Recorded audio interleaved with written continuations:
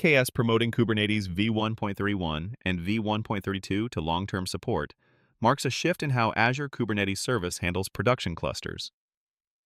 Microsoft's move to add per-region release tracking and easy agent pool rollback makes it clear. You can extend your cluster's lifecycle, but new compliance and observability dimensions will challenge your existing operations.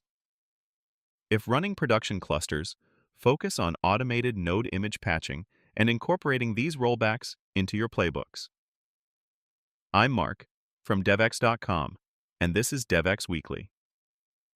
Jumping over to Amazon Web Services, Amazon EKS now allows rolling back a cluster's control plane to a previous minor version within 7 days of an upgrade.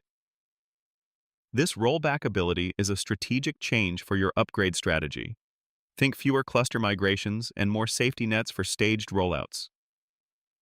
Update your CI/CD pipelines to set alerts for this 7-day window, incorporating real canary testing and telemetry to fully leverage this feature.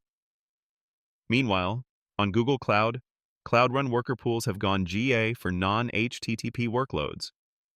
If you've been bending Cloud Run into complex shapes to handle tasks like message queue processing or batch jobs, this is a game changer. Worker pools give you a serverless execution surface ideal for pull-based workloads, allowing you to decouple from HTTP limits entirely. Reevaluate your auto-scaling triggers and credentials flow as your architecture potentially shifts away from traditional serverless constraints. In the world of platform engineering, Backstage v1.47.0 shipped critical security fixes for scaffolder templates and external content handling. If your developer portal scaffolds repositories or fetches third-party content, prior practices may now be vulnerability vectors. Consider this mandatory.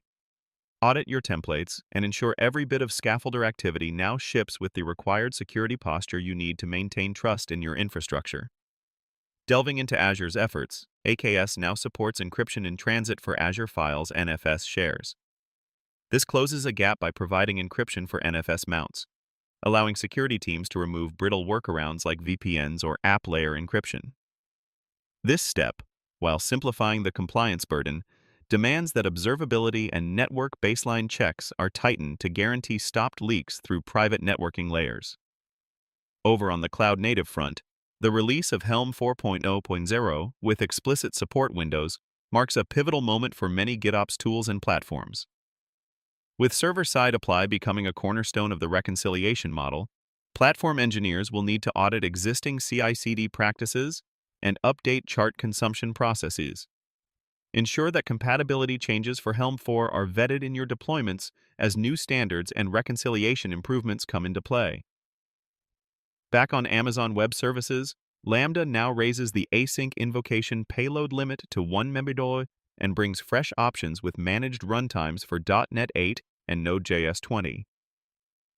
Async workflows just became less convoluted, integrating richer data directly into Lambda events, which translates to lower orchestration complexity.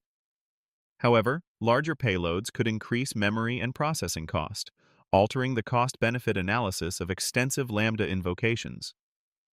Finally, treat internal developer platforms, IDPs, as self-service products rather than ad hoc tool clusters. Google's recent report foregrounded the role of platform teams in managing developer experience and operating models. Ensure developer journeys are smooth by defining clear SLAs and SLOs for onboarding, lead time, and response actions, rather than relying on a patchwork of tooling just for its own sake. That's 4 minutes well spent. Everything we covered is linked up at devx.com. I'm Mark. See you next week.